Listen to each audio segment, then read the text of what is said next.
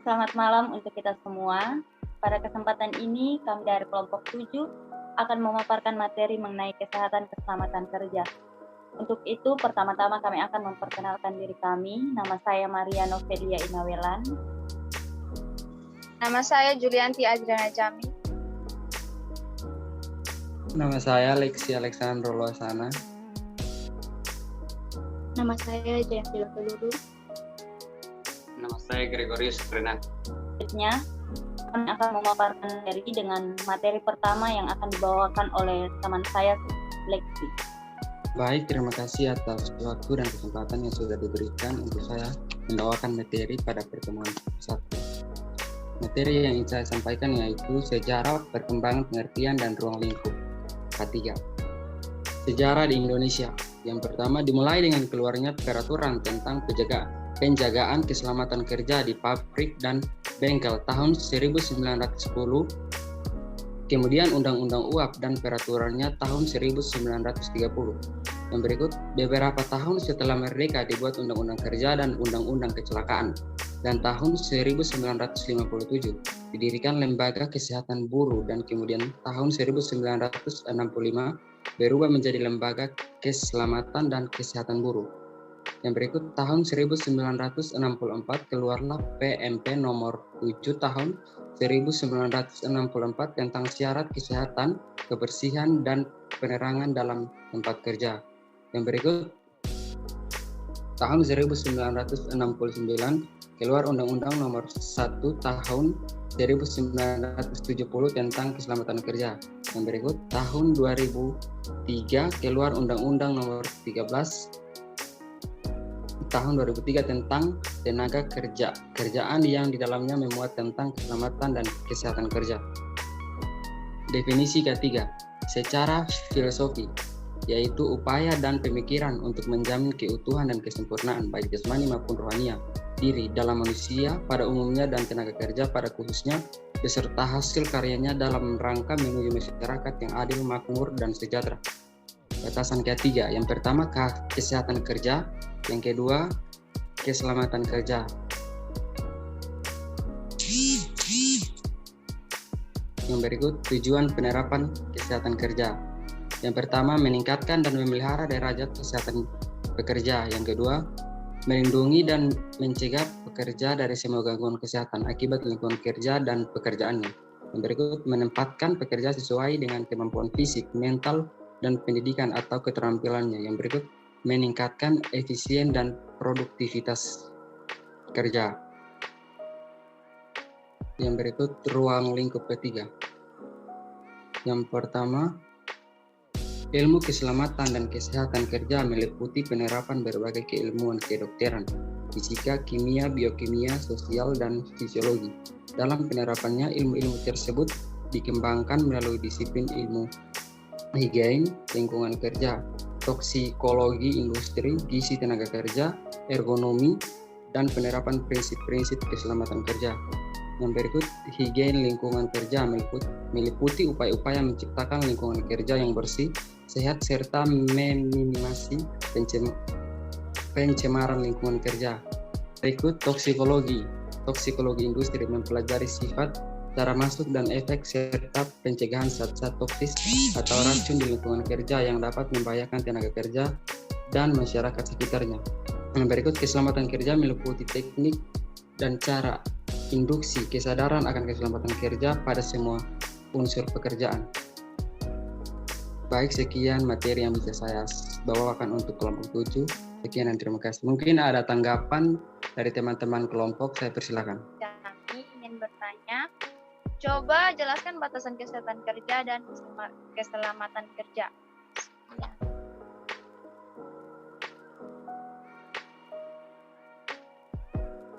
Baik, saya akan menjawab pertanyaan dari saudara Julianti Adriana Jami. Yang pertama, jelaskan batasan dari kesehatan kerja.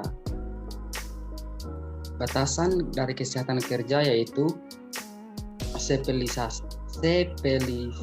spesialisasi dalam ilmu kesehatan atau kedokteran beserta prakteknya yang bertujuan agar pekerja memperoleh derajat kesehatan yang setinggi-tingginya, baik fisik, mental, sosial dengan usaha preventif dan kuratif terhadap penyakit-penyakit atau gangguan kesehatan yang diakibatkan faktor-faktor pekerjaan dan lingkungan kerja serta terhadap penyakit-penyakit umum. Kedua, pembatasan kerja tentang keselamatan kerja, yaitu pengendalian secara teknis terhadap peralatan, bahan, proses, pengolahan, landasan, tempat kerja, lingkungan kerja, dan cara melakukan pekerjaan sehingga terhindar dari kecelakaan. Demikian jawaban dari saya. Terima kasih. Mungkin ada tanggapan? Baik, demikian pemaparan hasil materi yang bisa saya sampaikan. Saya kembalikan ke moderator. Terima kasih. Baik, terima kasih untuk Saudara Lexi. Pemaparan materi selanjutnya saya persilakan Saudara Yanti untuk menjelaskan tentang kecelakaan kerja. Baik, terima kasih atas kesempatannya untuk saya bisa menjelaskan sedikit tentang kecelakaan kerja. Kecelakaan kerja yang terjadi berhubungan dengan hubungan kerja, termaksud penyakit yang timbul karena hubungan kerja. Demikian pula kecelakaan yang terjadi dalam perjalanan berangkat dari rumah menuju tempat kerja dan pulang ke rumah melalui jalan yang biasa atau wajar dilalui. Batasan-batasan kerja, yang pertama itu kecelakaan terjadi di tempat kerja. Yang kedua, adanya perintah kerja dari atasan atau pemberi kerja atau pengusaha untuk melakukan pekerjaan. Yang ketiga, melakukan pekerjaan yang berkaitan dengan kepentingan perusahaan dan melakukan hal-hal lain yang sangat penting dan mendesak dalam jam kerja atas izin atau sepengetahuan perusahaan. Konsep risikonya, kecelakaan kemungkinan akan terjadi dan dapat mengakibatkan kerusakan. Konsep bahayanya, sesuatu yang berpotensi menyebabkan cedera dan luka. Kecelakaan kerja yang pertama, sebuah kejadian tak terduga yang menyebabkan cedera atau kerusakan. Yang kedua, sesuatu kejadian atau peristiwa yang tidak diinginkan yang merugikan terhadap manusia, merusak harta benda atau kerugian terhadap proses. Kecelakaan terjadi akibat kontak dengan suatu zat atau sumber energi. Kecelakaan kerja secara umum dibagi menjadi dua golongan, yaitu yang pertama kecelakaan industri, yaitu kecelakaan yang terjadi di tempat kerja karena adanya sumber bahaya atau bahaya kerja. Yang kedua, kecelakaan dalam perjalanan, yaitu kecelakaan yang terjadi di luar tempat kerja yang berkaitan dengan pekerjaan. Insiden atau near miss atau near accident adalah suatu kejadian yang nyaris menyebabkan kecelakaan, suatu kejadian atau peristiwa yang tidak diinginkan di mana dengan keadaan yang sedikit berbeda akan mengakibatkan bahaya pada manusia, merusak harta benda atau kerugian pada proses. Teori penyebab kecelakaan kerja. Yang pertama yaitu loss causing model, yaitu kurangnya kontrol, penyebab dasar, faktor manusia dan faktor pekerjaan, penyebab langsung, tindakan-tindakan tidak aman, dan kondisi-kondisi tidak aman.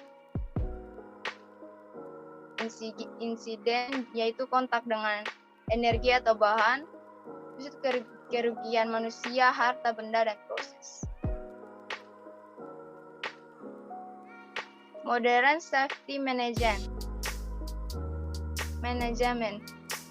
UNSAFE Act diganti menjadi Substandard Acts and Substandard Practice. UNSAFE Condition diganti dengan Substandard Conditions. Mengapa? Karena standar bisa diukur atau dievaluasi serta dapat dijadikan dasar untuk perbaikan. Klasifikasi kecelakaan kerja.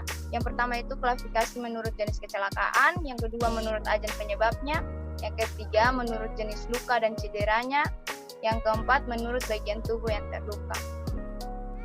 Pencegahan kecelakaan kerja yaitu yang pertama identifikasi masalah dan kondisi tidak aman, yang kedua menentukan sebab kecelakaan dengan cara menentukan model-model kecelakaan, yang ketiga analisis kecelakaan, yang keempat pencegahan kecelakaan, yang kelima perencanaan dan pelaksanaan. Ya, sekian dari saya. Kalau punya tanggapan atau pertanyaan bisa diberikan. Baik, mungkin saya ada sedikit tanggapan pertanyaan untuk Saudara Julianti. Pertanyaan saya di sini yaitu, sebutkan faktor-faktor penyebab kecelakaan kerja menurut teori dari Hendrik Beard dan Germain. Terima kasih. Oke, makasih. Saya akan menjawab pertanyaan dari Kakak Alexi, yaitu 5 faktor penyebab menurut siapa Kak Alexi?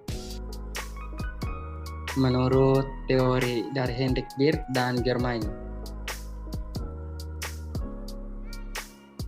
Oke, yang pertama, kurangnya pengawasan. Faktor ini antara lain meliputi ketidaktersediaan program, standar program, dan tidak terpenuhinya standar. Yang kedua, sumber penyebab dasar. Faktor ini meliputi faktor personal dan faktor kerja. Yang ketiga, penyebab langsung. Faktor ini meliputi tindakan dan kondisi yang tidak sesuai dengan standar. Yang keempat, insiden. Terjadi karena adanya kontak dengan energi atau bahan-bahan berbahaya. Dan yang kelima, kerugian akibat rentetan faktor sebelumnya akan mengakibatkan kerugian pada manusia itu sendiri, harta benda atau properti, dan proses produksi. Sekian dan terima kasih. Masih ada yang mau bertanya?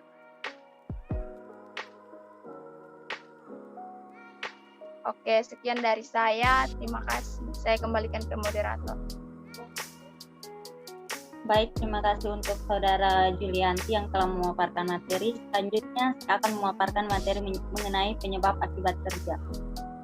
Penyebab akibat kerja yang selanjutnya disingkat PAK, yaitu penyakit yang disebabkan oleh pekerjaan atau lingkungan kerja yang dalam keputusan Presiden nomor 22 tahun 1993 disebut penyakit yang timbul karena hubungan kerja. Penentuan penyakit akibat kerja. Yang pertama, data hasil pemeriksaan kesehatan awal. Yang kedua, data hasil pemeriksaan kesehatan berkala. Yang ketiga, data hasil pemeriksaan khusus. Yang keempat, data hasil pengujian lingkungan kerja oleh Pusat Kesehatan dan Keselamatan Kerja beserta balai-balainya atau lembaga-lembaga lain yang ditunjuk oleh Menteri Tenaga Kerja dan Transmigrasi. Yang kelima, data hasil pemeriksaan kesehatan tenaga kerja secara umum di bagian tersebut. Yang keenam, riwayat pekerjaan tenaga kerja. Yang ketujuh, riwayat kesehatan tenaga kerja. Yang kedelapan, data medis atau rekam medis tenaga kerja. Yang kesembilan, analisis hasil pemeriksaan lapangan oleh pengawas ketenagakerjaan. Yang kesepuluh, pertimbangan medis dokter penasehat. Adapun faktor-faktor bahaya lingkungan kerja yang terdiri dari faktor fisik, faktor kimia, faktor biologi, faktor ergonomi atau fisiologi, dan faktor psikososial. Pencegahan primer. Yang pertama, membuat undang-undang dan peraturan menyangkut penyakit akibat kerja. Yang kedua, memodifikasi alat industri. Yang ketiga, substitusi, yaitu dengan mengganti bahan-bahan yang membahayakan dengan bahan yang tidak berbahaya, tanpa mengurangi hasil pekerjaan maupun mutunya. Yang selanjutnya adalah pencegahan sekunder. Yang pertama, penyuluhan. Yang kedua, identifikasi zat berbahaya. Yang ketiga, pemeriksaan kesehatan berkala. Yang keempat, surveillance penyakit akibat kerja.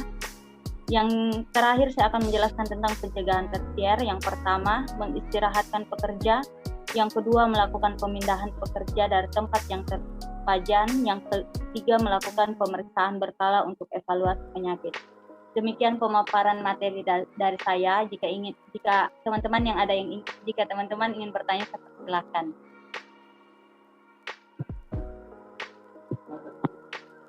Oke, baik. Perkenalkan, nama saya Jenjua Pelulu. Saya bertanya kepada Novel. Pertanyaannya adalah, apa saja faktor penyebab yang dapat memicu atau memperparah penyakit, dan langkah apa saja yang perlu dilakukan untuk mendiagnosis penyakit akibat kerja? Terima kasih. Baik, terima kasih untuk pertanyaannya. Saya akan menjawab. Yang pertama itu golongan fisika. Suhu ekstrem, bising, pencahayaan, getaran, radiasi pengion dan non-pengion, dan tekanan udara. Yang kedua, golongan kimia. Semua bahan kimia dalam bentuk debu, uap logam, gas, larutan, kabut, partikel, dan lain-lain. Yang ketiga, golongan biologi, termasuk bakteri, virus, jamur, dan lain-lain. Yang keempat, golongan ergonomi, yaitu desain tempat kerja, beban kerja, angkat kerja jangka, kerja statis, gerak repetitif, penerangan, visual display terminal, golongan psikososial, organisasi kerja, kerja monoton, hubungan interpersonal, kerja shift, lokasi kerja, dan lain-lain. Yang selanjutnya yaitu beban kerja kualitatif dan kuantitatif organisasi kerja, monoton, hubungan interpersonal, kerja shift, lokasi kerja, dan lain-lain. Terdapat 7 langkah diagnosis PAK, diantaranya yang pertama menegakkan diagnosis klinis, yang kedua menentukan pajanan yang dialami pekerja di tempat kerja, yang ketiga menentukan hubungan pejanan dengan diagnosis klinis, yang keempat menentukan besarnya pajanan, yang kelima menentukan faktor individu yang berperan, yang keenam menentukan pajanan di luar tempat kerja, dan yang terakhir menentukan diagnosis PAK. Demikian jawaban dari saya. Bagaimana tanggapan dari Saudari Jayanti? Baik, terima kasih atas jawaban. Saya puas. Gregoris Gabriel Renati akan membawa materi mengenai konsep epidemiologi dan epidemiologi, yaitu studi tentang penyebaran penyakit pada manusia di dalam konteks lingkungan. Epidemiologi ketiga yaitu ilmu yang mempelajari penyebaran dari penyakit, kecelakaan, dan kematian beserta penyebabnya pada populasi kelompok pekerja atau okupasi. Epidemiologi kesehatan dan keselamatan kerja adalah studi yang mempelajari efek kesehatan yang disebabkan oleh faktor-faktor pemaparan atau bahaya di lingkungan kerja. Selain itu, gaya hidup, merokok, minum minuman keras, pola makan, kebiasaan olahraga merupakan faktor sekunder yang turut memodifikasi variabel yang menyertai pemaparan faktor lingkungan kerja. Faktor resiko atau perilaku gaya hidup pemaparan lingkungan. Karakteristik bawaan yang berdasarkan bukti-bukti epidemiologi diketahui memiliki hubungan dengan penyakit dan kondisi kesehatan sebagai berikut, sehingga perlu dilakukan pencegahan. Teori dasar untuk mempelajari penyebab penyakit, yaitu yang pertama segitiga epidemiologi, yang kedua jala-jala penyebab, yang ketiga model roda. Berikut presentasi materi dari saya. Mungkin ada tanggapan dari teman-teman, saya persilakan.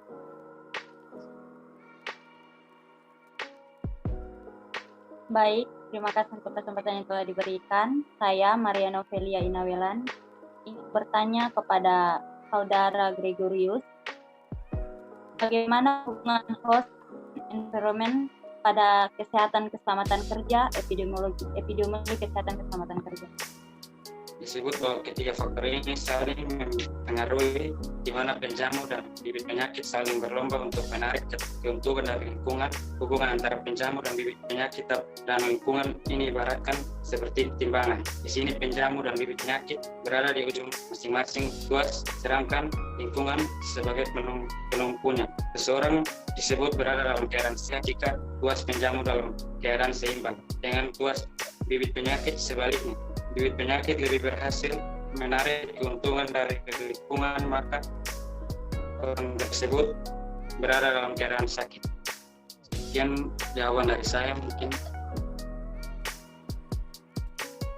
saya kembalikan ke moderator. Baik, terima kasih untuk jawabannya, saya terima. Perkenalkan, nama saya Jayanti Wakelulu. Di sini saya akan materi tentang ergonomi dan kerja. Pengertian kata ergonomi sendiri berasal dari bahasa Yunani yaitu ergon, artinya kerja, dan nomos yang berarti peraturan atau hukum. Jadi secara harfiah ergonomi diartikan sebagai ilmu aturan tentang kerja. Adapun aspek-aspek dalam ergonomi, yang pertama faktor manusia. Penataan dalam suatu sistem kerja menuntut faktor manusia sebagai pelaku atau pengguna menjadi titik sentralnya. Pada bidang rancang bangun dikenal istilah Human Central Design atau HCD atau perancang berpusat pada manusia. Beberapa faktor yang berlaku sebagai faktor pembatas yang tidak boleh dilempari agar dapat bekerja dengan aman, faktor dari dalam dan faktor dari luar. Yang kedua, antropometri. Antropometri merupakan suatu pengukuran yang sistematis terhadap tubuh manusia, terutama seluk-beluk dimensional, ukuran dan bentuk tubuh manusia. Dalam pelaksanaan pengukuran antropometri dikenal dua macam pengukuran, yaitu antropometri statis dan kedua antropometri dinamis. Yang ketiga, manusia mesin. Penggunaan teknologi dalam pelaksanaan produksi akan menimbulkan suatu hubungan timbal balik antara manusia sebagai pelaku dan mesin sebagai sarana kerjanya. Fungsi manusia dalam hubungan manusia-mesin dalam rangkaian produksi ini adalah sebagai pengarah atau pengendali jalannya mesin tersebut. Yang kelima, pengorganisasian kerja. Pengorganisasian kerja terutama menyangkut waktu kerja, waktu istirahat, kerja lembur, dan lainnya yang dapat menentukan tingkat kesehatan dan efisien tenaga kerja. Diperlukan juga pola pengaturan waktu kerja dan waktu istirahat yang baik, terutama untuk kerja fisik yang berat. Yang keenam, pengendalian lingkungan kerja. Lingkungan kerja yang lestari dan manusiawi merupakan faktor pendorong bagi kegairahan dan efisiensi kerja. Yang ketujuh, kelelahan kerja. Penyebab kelelahan akibat tidak ergonomisnya kondisi saran, prasarana, dan lingkungan kerja merupakan faktor dominan bagi menurunnya atau rendahnya produktivitas kerja seseorang tenaga kerja. Kelemahan dapat dibagi menjadi dua macam, yaitu yang pertama itu kelemahan otot, yang kedua kelelahan otot, yang kedua itu kelelahan umum.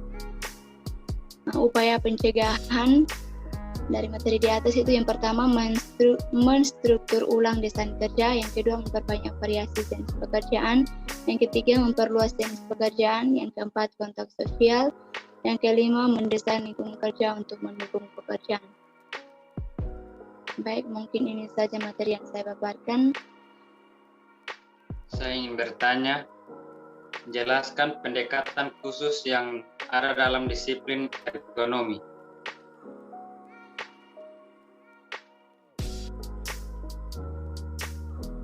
Baik, terima kasih atas pertanyaannya. Saya akan menjawab.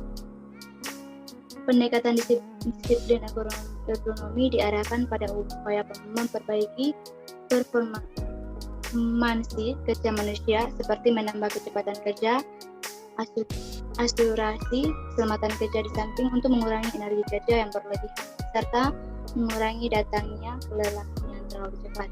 Di samping itu juga disiplin ergonomi diharapkan untuk pendayagunaan sumber daya manusia serta minimalkan kerusakan peralatan yang disebabkan kesalahan manusia atau human error.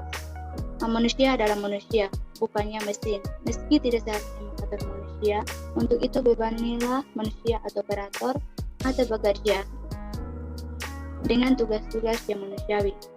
Pendekatan khusus yang ada dalam disiplin ekonomi adalah aplikasi yang sistematis dari segala informasi yang relevan yang berkaitan dengan karakteristik dan perilaku manusia di dalam perancangan peralatan, fasilitas, dan lingkungan kerja yang terkait. Sekian jawaban dari saya. Mungkin ada tanggapan? Saya puas atas jawaban yang diberikan. Terima kasih. Baik, terima kasih atas pemaparan materi dari Saudari Jayanti. Selanjutnya saya persilakan Saudari Lexi untuk memaparkan tentang perundangan kesehatan. Baik, terima kasih. Saya akan membacakan materi pertemuan ketiga tentang perundang-undangan di bidang ketiga. Yang pertama, undang-undang. Pertama, ketentuan-ketentuan atau sebagaimana telah dirubah dengan Satgas nomor 599 tahun 1914 tentang pengangkutan dengan kereta api dan tram dalam jumlah yang besar dari obat peledak, petasan kombinasi, magnesium, dan bahan-bahan peledak lainnya untuk instansi sipil dan militer. Yang kedua, peraturan UAP atau Stommeverordnung 1930, peraturan UAP tahun 1930. Yang berikut, undang-undang tentang timah putih atau Ludwig Ordonnanz nomor 509 tahun 1931. Yang berikut, pemungutan biaya pengawasan keselamatan kerja di perusahaan nomor 434 tahun 1940. Yang berikut, Undang-Undang nomor 10 tahun 1961 tentang penetapan peraturan pemerintah pengganti Undang-Undang nomor 1 tahun 1991 tentang barang menjadi undang-undang. Yang berikut, Undang-Undang Republik Indonesia nomor 1 tahun 1970 tentang keselamatan kerja. Dan terakhir, Undang-Undang Republik Indonesia nomor 23 tahun 1992 tentang kesehatan.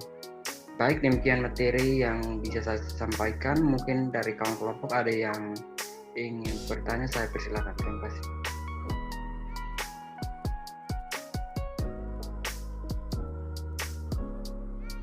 Baik, terima kasih atas waktu yang diberikan. Saya ingin bertanya, mengapa Undang-Undang Kesehatan Selama Kerja perlu dirubah?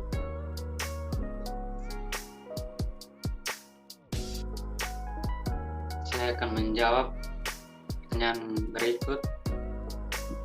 Berdasarkan Undang-Undang nomor tahun 1970, satu tujuan dari diterapkannya ketiga antara lain melindungi dan mencari kerja lain yang berada di lalu dipakai dan digunakan secara aman dan efisien, mencegah dan mengurangi kecelakaan kerja. Sekian jawaban yang saya berikan.